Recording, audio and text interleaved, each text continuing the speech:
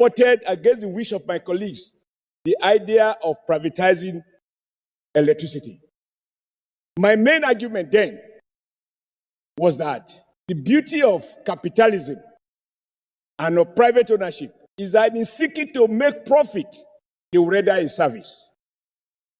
But the danger of public ownership is that whether they render a service or not, they draw on the taxpayer treasury in the name of correcting what is there.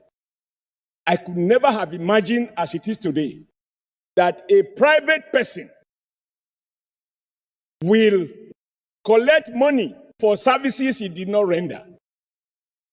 And the Nigerian people are helpless. Even we here as privileged class have had to buy the transformer that I use here in the heart of Abuja. And to install it, I have to persuade, negotiate, and even effect payment to Abuja distribution, whatever, to connect the transformer I have procured personally with my resources. And hereafter, this transformer becomes the property of the disco. And every month, I am asked to pay bill on brand A or whatever. Under your transformer. Like you said, sir, every state governors, or most, spend public funds, buy transformers for communities. And then you still have to contribute money. Many of us, very soon, when we go back to the electorate, they are going to tell us that for 1 year, for 2 years, they've had no light. What is the problem? No transformer. And then they ask you a senator to go out and buy the transformer. You look for the money, you buy the transformer. And then they say, NEPA says you have to pay for them to connect the transformer to their grid. If cables are faulty, you buy the cable for them to install it. Even right now, I have requests from several communities asking me to buy the transformer and to get them connected. And yet, sir, the key element in distribution is transformer and cables, among others. So if these ones are now being procured by state government using public funds and individuals using their personal resources, what is the cost that these discos are incurring? Now, worse, the money they claim to have paid, because the logic of privatization was to inject private capital into these services. In truth, they went to borrow from Nigeria deposition funds in various banks, thereby killing some of those banks who have now become the liability of AMCON, which itself is also a contradiction about the logic of free market. And what they have borrowed, Mr. President,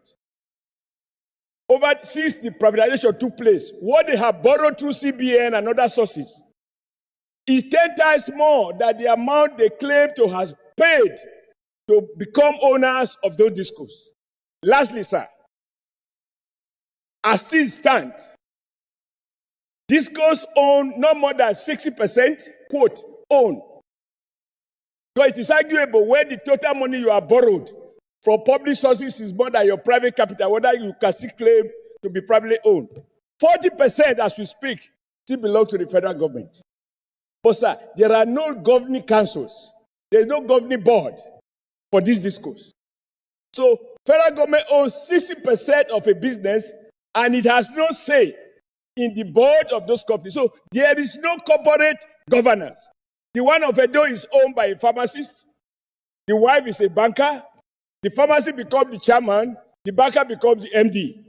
They mismanage Edo economy, Delta economy, Ondo economy, Ekiti economy, and we are down right now in crisis. Even I, sir, that I don't live in Benin, my bill every month, I can't even afford it. So, Mr. President, I support the motion by my very good friend who lost an earlier motion, thanks to the vigilance of Mr. Senate President and your commitment to protect the poor.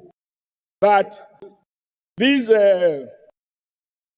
motion can benefit from a radical review, including the option of revoking the ill-conceived, ill-executed privatization and revisit it in line with the renewed agenda of Mr. President. that no one shall pay for services to a private Nigerian who did not render that service. We are going to a petrol station to buy fuel without a pump. And the person selling the fuel tells us this is the amount of liter I have injected. You are not meant to verify it. May your leadership, sir, or common as it is, be the one that gives us the political will to revisit and protect Nigerians, rich or poor, who have been victimized by the fake new owners of this discourse. Thank you, Mr. President. Well guided.